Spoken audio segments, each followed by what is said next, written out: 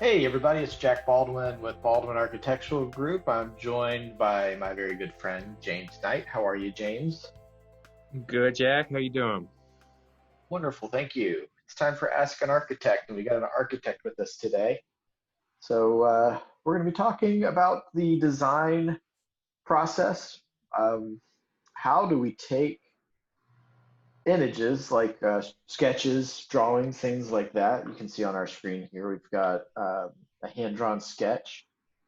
And not to take all the drama away, but on the right, you can see one of our final renderings that James provided. That's what we're going to be talking about is what's the process like to take a sketch and turn it into a really neat design, like the one you see here. So, James, you do a lot of our 3D renderings. So today Yep. we're going to talk a little bit about what your process is like. How do you take, I'd like you to take us through that. How do you take a hand-drawn sketch? I'd also like you to tell us about the sketching process. What is it like when you're drawing and just getting ideas on the paper, and what then do you do? Um, I'm assuming there's a lot of work between these two images. Is that right? Oh yeah, there's a ton of work between the two. It's a fun process, but it's also like super frustrating and super challenging. You can see how different these two images are. Right. There's so much involved in it. Yeah. Well, before we launch off into that, we may have people who are listening to us on the podcast. We're on Spotify and iTunes and all the other great podcasting streaming services in the world now. So this may be the very first podcast episode they're listening to of Ask an Architect. We're on YouTube. Right now we're streaming on Facebook Live. So who knows? There may be a lot of different people who are joining us in a lot of different ways. And they may not know who James Knight is, and they may not know a Hmm. whole lot about Baldwin Architectural Group, but let's start with you. Tell us about James. Tell us a little bit about your story and how you got into architecture and what brought you to Baldwin Architectural Group. Sure, sure. So I guess my journey into architecture probably started when I was about 10 years old because I've known that I wanted to be an architect for a while. Yeah. Um, I remember just drawing in class and one of my teachers coming over and just, we were just talking passionately about what we were doing and a lot of storytelling at the time and just drawing up the ideas and bringing some ideas to life in that sort of way, like drawing houses and environments and things like that. And I think that's where I started first thinking, like, I don't think I even knew what an architect was before that. Right. And, and But not a lot after of that people know. conversation, Not a lot of people know what they want to do at 10 years old. That's awesome. yeah, yeah. Well, I knew I wanted to do something along those lines. I focused in on architecture fast, and you go back and forth between so many different professions. But I knew it was going to be something to do with drawing, so it always Yeah. lined up really well. From there, like, I found out I had family members in the industry. My uncle was an architect, and my granddad was a master builder. My brother was a draftsman and a master boat builder.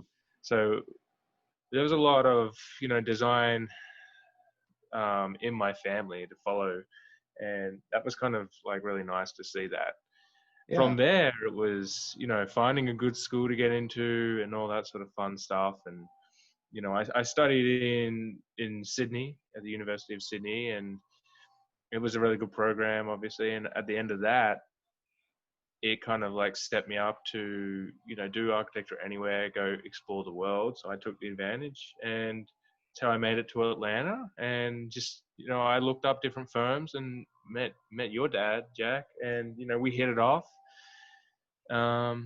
And My dad. That's Christopher Baldwin, and he's the gentleman who started Baldwin Architectural Group. yeah, yeah, and he was nice enough to give me a shot, which is it's not an easy process hiring someone who's international. You got to trust that they can do the job because the processes, with visas and all that sort of stuff, can be a little Yeah. bit complicated. So always appreciative of that. And he supported us so well, and focusing in on drawing because he's such a good, he's really good at his own renders. If anyone gets a chance to and see any of Christopher's renders, they're amazing. They're all hand sketched. Yeah. He hasn't We focused share a in lot of on. the. Yeah, we share some of those. Anybody listening, tracks down our Instagram or Facebook, there are some. James is right. Doing things by hand is kind of a lost art, but we do share some, especially some of the churches that we've done over the years, and Oh office yeah, buildings and bank buildings that he's done. There's some really good hand-drawn renders on Facebook and Instagram. oh Yeah, yeah, James. So we're lucky to have brought you over too from Australia. I feel like it was mutually a big benefit to bring you onto our team. yeah. Appreciate So that. yeah, you got your master's in architecture in Sydney. I think you've been with us not quite 2 years, coming up on 2 years with Baldwin Architectural Group.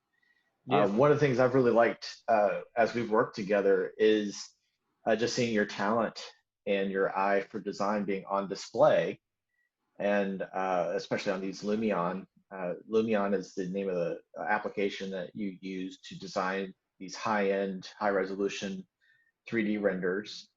yeah, But the mastery that you've been able to get and the skill that you've been able to develop really gives our clients a very good visualization of what their building is going to look like pretty accurately. Um, so yeah, let's get into the nitty gritty. What are we looking at here? Tell us just a summary. I'm going to switch over to the actual first sure. hand-drawn sketch. This is hanging up in our office still, so I get to look at it every day, Yeah, James. So pretty what good. is I this kept that up project? one for that. This project was for a gentleman called Vladimir, Vladimir. in Snellville, Atlanta, um, and it's a tree house. Not so much, attached to any trees, but it's nestled up amongst the tree canopy, Hmm. so to speak. And this image that you're looking at, this came about because with a lot of our clients, we set up a Pinterest board. Vlad, his wife Natalie, and myself, we set up a Pinterest board, and she had pinned so many, pins to it that were along these sort of lines, the A-frames of the house. Hmm. And I immediately, you just start processing it all, and I immediately just, it's not even so much thinking, it's kind of just like getting a thought down and drawing it as quickly as possible, and just so you can show the client and show myself like what are we trying to achieve. So this is the first initial drawing I did before we met with the county, before we met. I think we had met on site once at this point. We hadn't really nailed down what we wanted to do yet. I just know that they wanted to have it up in the air. I'd seen her Pinterest images, and we wanted something unique and interesting. So, Yeah. the layout that we ended up with is not too far from this, but obviously the external look is different from this. Yeah, yeah, and this is a lot different, obviously, than a lot more detail, a lot more color, and you'll see a lot. But this is the starting point. And this is what's so Hmm. cool is that we get to see a starting point in the design. So a couple of things I picked up as I was listening to you talk about this was kind of in the process as we go through the process together. So we had a client engagement. You mentioned Pinterest. We love Pinterest because it doesn't limit you. You can upload any image, you can tag any image on the internet. It's very accessible. But a lot of our clients and us, we use it frequently to collect images, and that's I would say that's one of the first parts of the process, wouldn't you? Is just Oh collecting yeah. inspiration, collecting ideas, just not overthinking it, just putting it in a place. Yeah, yeah. Just collect everything you can because we can come back and assess it later. It's like you don't want to, like you're saying, you don't want to overthink it. Just collect as much as you can. Anything that you think is pretty, or things that you think it'll fit into your design. I mean, you collect it, we put it into a collage, and we kind of look at it together. Yeah. And so from there, I think listening is very key. Uh, if Vlad says treehouse, that could mean a lot of different things. As you Oh said, yeah, this isn't technically in a treehouse, but as we heard the concept and heard him articulate what that means, it meant an elevated house, something kind of off the ground, something that gives a feeling of height, something that gives a feeling of immersion into the trees, into the amongst the surrounding environment. So, as we listened to Vlad, listened to what that idea consisted of, I think that's where the design started to evolve. What wouldn't you say? Yeah, yeah, for sure, for sure. And I think it's more than, it's more than that, and we'll get into this in a minute. But it's listening to everyone else that has to have input. We had to go down to the county and Yeah. listen to them say what we could and couldn't do. We got to talk to the structural engineer and see what their input of it is, because there's certain things we can do and can't do with wood. You know, Hmm. um, so there's more than just the client and the architect. You got to bring in everyone that you have to make sure that the client gets what they want. Right. So yeah, a dream or an idea is great, and when you're working with paper, you can draw anything. Yeah, But part of the yeah, process is yeah, so part of the process is actually turning it into something that's feasible. yeah. And You can get so carried away. I kind right. of joke about the difference between like architecture and like game design. Because you see all these pretty things, fantasy lands. I'm like, Right. I could rarely design anything I wanted to, and it's like it doesn't work in real life. Sure. So just kind of repeat the process. First, we collect ideas, we listen. That's kind of our discovery call. We usually do a 30-minute discovery engagement with potential new customers. That's an opportunity for them to just talk about their ideas, throw out words and pictures and images and videos and just anything along the way that's given them some inspiration. And so that's the first part. I would start collecting that. Like I said, Pinterest is one way to do it. It's not the only way, but it's a way to collect. The point there is that we're collaborating. We're collecting ideas. We're looking at them, and we're using them for some reference. And it's also learning how to speak the same language too, James. I think because architects speak their own language. They know what they mean when they say, use certain technical terms, but sometimes a client may not know how to describe a certain term or a certain design element. So that's part of the process too, is as we collect images, we name those images so that we can kind of say, okay, that's what an A-frame is. That's what we mean by a canopy, or, that's what we mean by deck even. And that kind of gives us some working knowledge that it gives us some good back and forth with the client. And then, yeah, the sketching process. So before we move on, just tell us, like, what's your hand sketching like? You say you don't overthink it? You just kind of jot it down. Did this looks like you just walk us through what you did to sketch this out? Um, well, process that we got taught. One of my favorite processes is the 5 minute sketch. Mhm. Um, it is trying to take an idea and communicate it in a drawing within 5 minutes. And this is about 5 minutes here. Um, that really, it helps you in one of these concept sketches, it helps you just get away from any of the details that you might get bogged down in, and just communicate the idea really quickly and easily. Um, so that's what I use for this. And a lot of my other sketches, geez, you're looking here at like some sketching paper or some tracing paper. I think I've gone through several rolls, and maybe a third of a roll just on this treehouse, because we came up with so many. You know, I'll go Yeah, into like the layout of a room, to the kitchen, to elevations on the interior, try and draw some 3Ds. I wouldn't say that I'm the best hand sketcher there is. Floor plans are obviously very easy, but when it comes to more of a 3D sketch, I rely heavily on now I'm relying heavily on the Revit and Lumion to get yeah, my ideas across. yeah. But that's important to point out, though. Uh, Even though this looks easy and simple, there's some thought behind this. There's a process behind this. There's some intention to Exactly. the sketch. It serves a purpose, but it's not just an afterthought. This is actually a very important part of the process. We get this from a high level.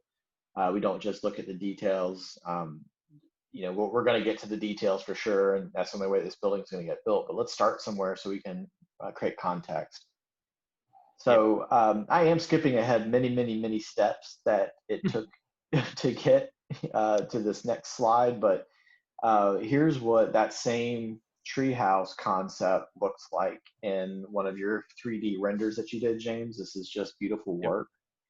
And I know this took you a lot of time, a lot of skill, a lot of effort to get to this point where you could put this type of design together. So I didn't show the schematics, I didn't show the floor plans, the elevations, the Skip to the end. Yeah. yeah. So, but talking about as many of the touch points and interactions you had with Vlad's treehouse along the way to get to where we're looking at this and some other images I'll scroll through as we're talking. Yeah, sure. So this is obviously at the end of the project, and this is after we've done the architectural work. This is after we've done the engineering work as well. So I think the building has gone through so many iterations at this point, quite a few. You can see how much it's changed, from the basic A-frame all the way to like a two-story sort of structure here with the turret. Um, this render takes us back to, I don't know if you've got pictures of his existing house there, Jack, but the turret and the color and the kind of roof line, the color, like the columns and stuff, all reference back into his existing home that's on the Right. site as well. Yeah.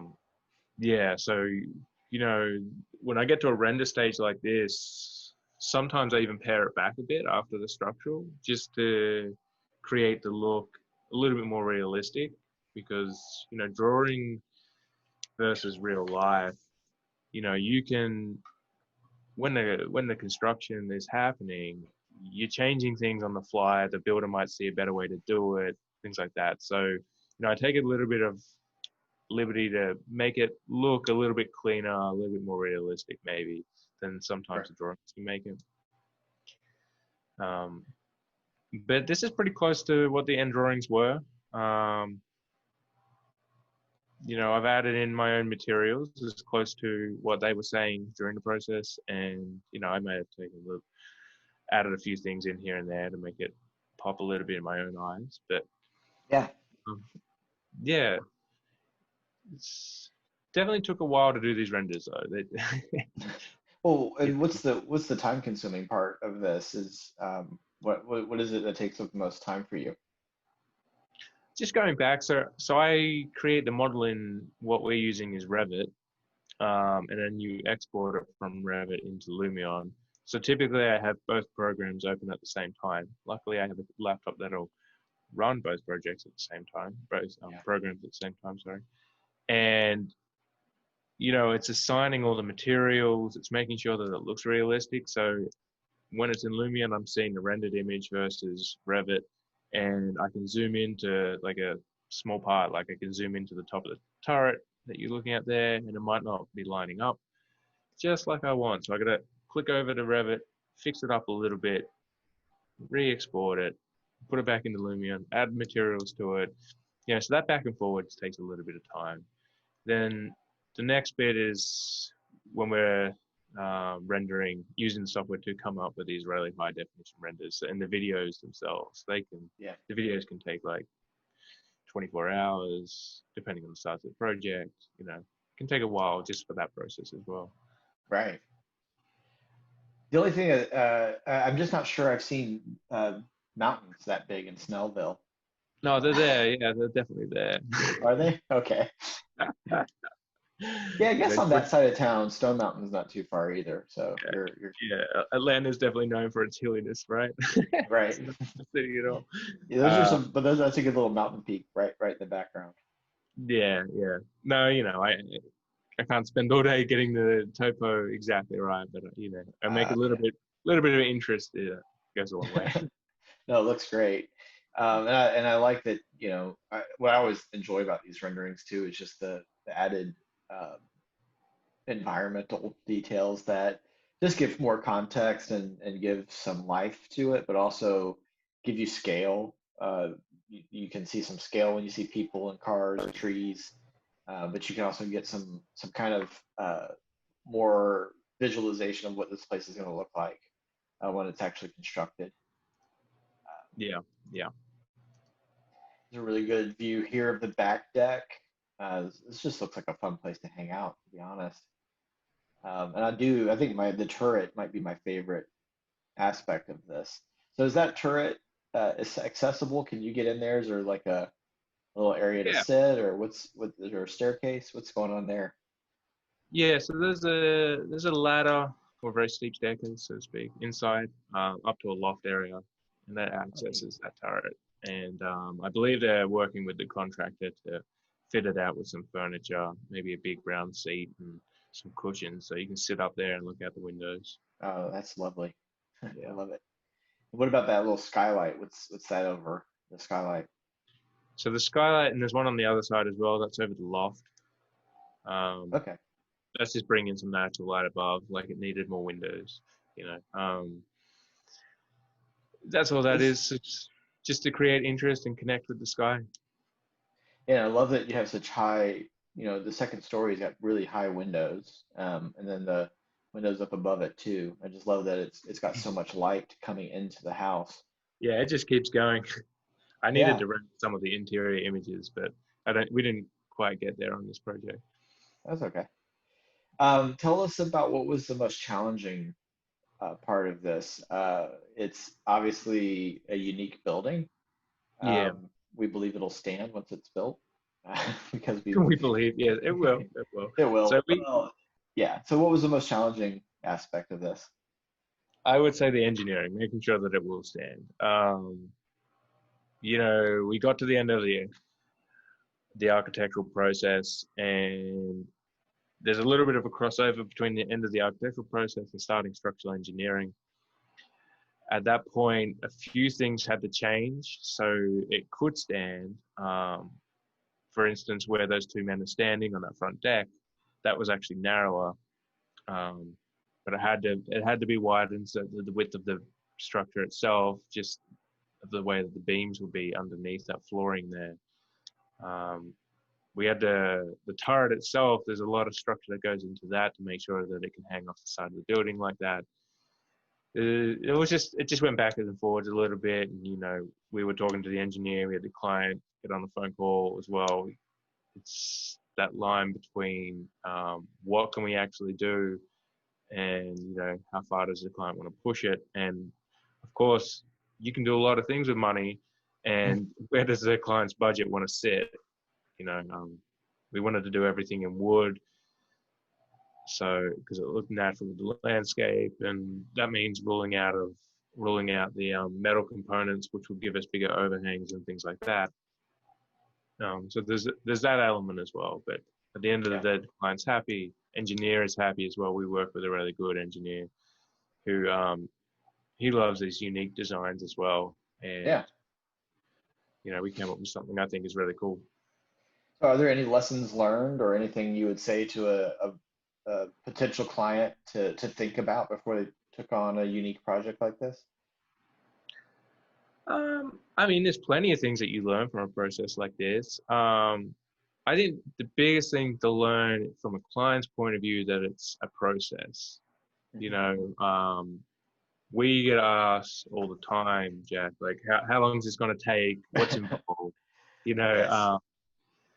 and I think I said to a client the other day, I can't go from 0 to 100 in one go. Right. There's a reason why there's a process involved. You've got to come back with those initial sketches, whether you use them or not.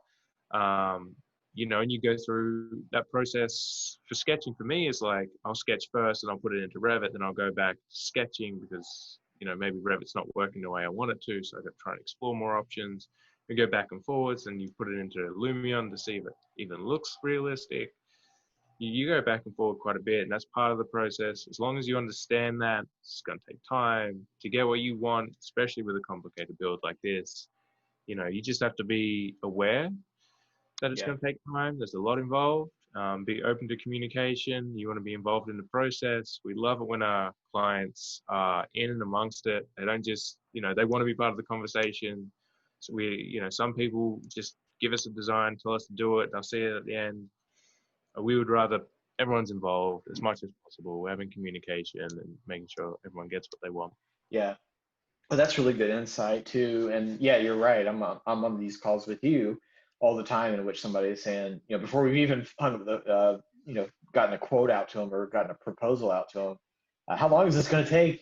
It's just it's really some Yeah. eagerness, and I get that. Like I'm glad people are excited about their projects, but Yeah. sometimes you can hear some of that urgency or some of that. Uh, and yes, we do want to work quickly. By no means do we want to drag things out. We certainly want to, but I think being committed to the process is very important. And being committed to the process means kind of going through a little bit of the painstaking details, making sure things are done correctly. um, we always find people who want to shortcut that process somehow. They'll go find some plans online, or buy Yeah. something that they think, oh, this will quicken it up, this will make it go faster. And yeah, it would be nice if we could do things faster. We live in a world in which so many things are available in a moment. But the design process is a process for a reason. Yeah. And the right kind of clients and the right kind of people that we want to partner with usually have a dream or have some kind of a vision. And if it's a true inspired dream, meaning something they really want, not just something that they're trying to turn around fast or make a quick buck on, but something that they actually have some kind of purpose behind, those kind of people typically will be committed to the process. Uh, and again, we want to work thoroughly and efficiently, but we also want to work diligently. And sometimes that means just setting good expectations for what it's going to take to get there. Yeah. But yeah, my next project I wanted to bring up, or your project, I should say, because you've worked on it. This has been a fun one. So people who've been with us for a little while may recognize Megan Jansen's drawing. She's a high school student from Decatur High School, and she was the winner of our Aspiring Architect contest that we held this spring, right as the quarantine was getting underway. She designed a tree house as well, and you can see a pool that she designed into her building. So these are her floor plans, and I believe she used SketchUp to sketch both of these designs. So we had a starting point. People voted on her design, and she won. It was a really cool concept. We had a lot of amazing designs that got submitted. I wish we could have picked 20 of them. There's so many good designs that we saw, but this one has a staircase in the middle, pool. It was designed to be up high in the trees. But yeah, this is Megan's design. She, as part of her prize for winning, I got to see her treehouse turned into your renderings, James. So I'm going Yep. to show those renderings as well. But talk us through these floor plans. What did you think when you saw this? Were you going, "Oh no, I can't do this. This is crazy," or I don't know. You're the architect, so what was your initial response when you saw that? Oh, I'm going to be rendering this. I thought it was fun. I thought it was exciting. Obviously, when you're doing something that's not going to be built, again, there's that line Yeah, between gives you some freedom, right? yeah, exactly. That line between digital game design and architecture. So I could go a little bit further into the digital game sort of elements fantasy, but it also had to look like it was going to stand up. So I took a little bit of time to figure out how I could take what she gave us and add to it what she may have been missing, which was not a lot, to be honest. I maybe added like one or two things, but she had pretty much nailed it. I think we were all really impressed with what she had sent through to us. So I just added a few more things that would make it more interesting. I put that rooftop up there, so just to top it off. She hadn't had that originally, but um, we were all excited, I think. Yeah, I just kind of got stuck into it and didn't think too much about it, but it took longer than I thought just because of the complexity of it. But it yeah. turned out really well, I thought, as well. So Yeah, and today was our theme for this conversation was tree houses. So just mostly because of the coincidence that we got two projects this year that involved some pretty unique designs, and I yeah, love when people think outside the box and come up with something unique. I love risk taking stuff. This definitely kind of got my attention too, especially the pool, attached to the house up in the trees. there's a lot of water weight in there, and I'm sure some structural engineers would have a lot of fun figuring out how to make sure that would work. Yeah. Uh, but no, more to say that there's just the creativity of it, the excitement over seeing a high school student in this case dreaming, um, coming up with some unusual designs. I think this is octagonal. Is that an octagon there? I love spiral staircases too, and I love that she put that in right in the middle of the house. So really fun project. Let's take a look at what the 3D renderings look like. So this is one angle here. James, is that granite for the pool, or that texture? What is that? Unfortunately, still image doesn't show the water running over the edge. Oh, okay. I couldn't. As It well looked as we like wanted to. stone. Yeah, yeah, kind of came out looking like stone, but it's supposed to be an infinity pool. Eventually we'll have some videos of this that'll circle around and will give us Well, I can that tell feeling. it's the pool. I thought that was a stone pool for some reason. Yeah, So yeah. Well, I just kind of made it black, and then some sort of base. Maybe that is a granite base, okay, to add more yeah, weight to sure. it. Um, Right. But anyway, this looks great. I didn't mean to get off off topic on it, but here's Megan's tree house. We've got a back porch. We've got a tree running right through that porch. We've got the pool in there. A lot of really beautiful trees. I think she would set this in Hawaii was where she yeah, wanted it to be. So I can see that you put some palm trees in the back there and throughout the foliage. The mountains certainly look like those from Hawaii. But tell us a little bit more. What else did you like about doing this? I mean, it's just such a unique design, It was funny that we got both of these tree houses at the same time. Completely different styles. The octagon versus more of an A-frame sort of structure. It was just a lot of fun to do it, to be honest with you. And then when you have plans that someone else gives you, it's like you don't have to put too much thought into it. You can just make it work. You get to play around with the materials that you add to it. We got on a call with Megan a couple of times there just to show us some updates. We got the chance to ask her, what do you want to see in it? What more can we add to it? And she was able to give us some good input there. And Yeah, I love the way the tree is part of the structure as well. That's one element I really enjoy when I look at this. yeah, and I was trying to fit more and it just got a little bit hard. Yeah, Yeah, right. the placement of it. Man, what a beautiful scene. How Yeah, nice would it be to be up on that second story first thing in the morning with a cup of coffee looking out at the mountains? yeah, That's a exactly. nice morning. Hopefully we can get Megan to make this happen for us. I think she would love that. Yeah. Yeah. This is another fun angle. I like you can see a little bit more into into the house here. You can see the patio or the I guess it's the top deck. Yeah. Yeah. And we kept things pretty open. I mean, huge bifold doors. The staircase isn't even enclosed. We just wanted it open air the whole way. Yeah. Um, and you can do that on these sort of conceptual models. So all in all, it's ironic because I'm going to ask a little bit of the same question as far as time frame. Um, what kind of time does go into these types of projects? So if a client says, "Hey, sketch it up for me," and then This I want one, to see 3D renderings.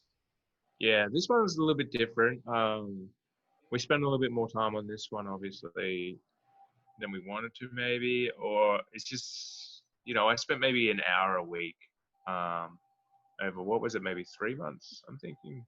Remember, this Yeah, happened at the which is it's a little different. This is kind of a side. This is something we were doing in addition to our yeah, regular work, yeah. but So the process, we already basically had sketches of it because that's what she sent through. Then we put it into Revit to make the actual model itself. And I think at right. that point we talked to her about the model, and she was pretty happy with it. Added a few more things to it, and then we just went into the play between Revit and Lumion, went back and forwards quite a bit, and I think she may have seen it again at that point. I'm not quite sure. And but it took a while. It took a while. Yeah.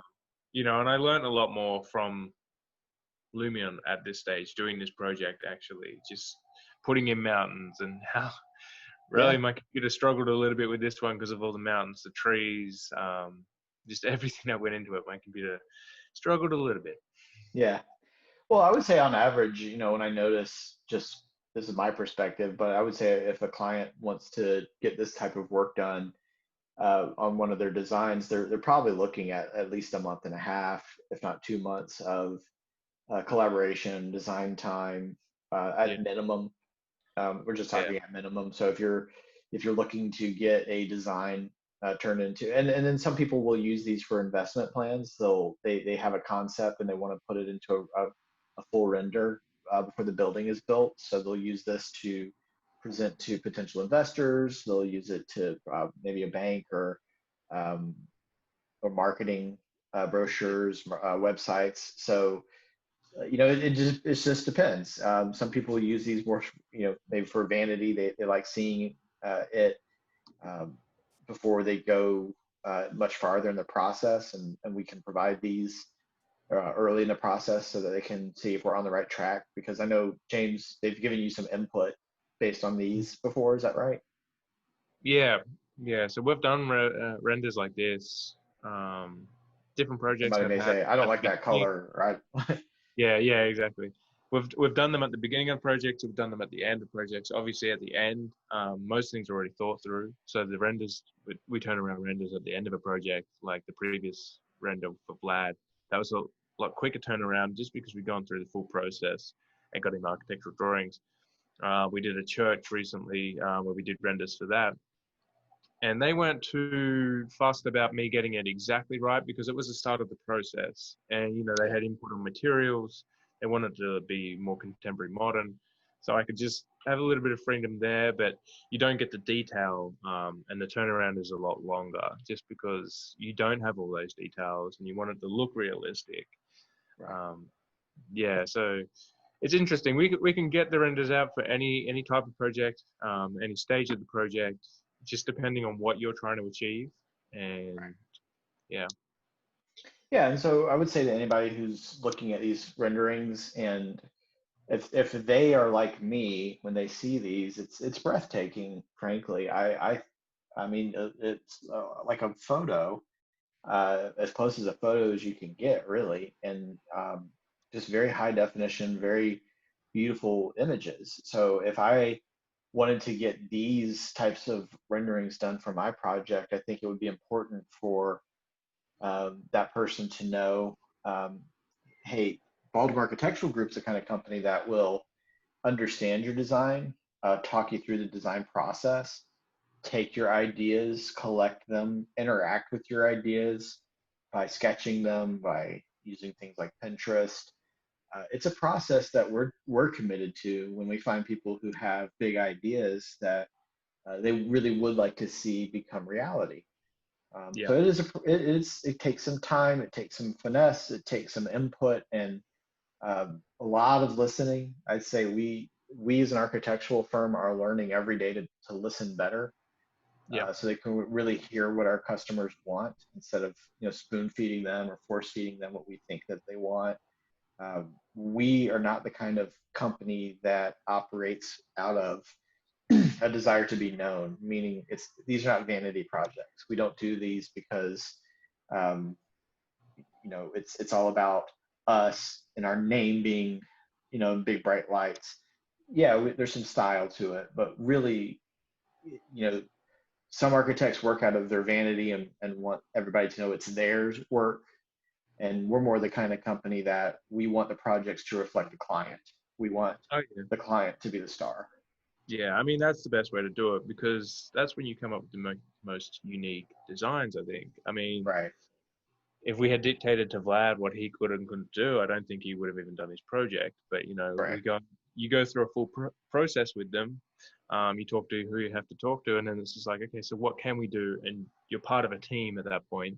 Yeah, And as a team, you move towards something that's really unique and special.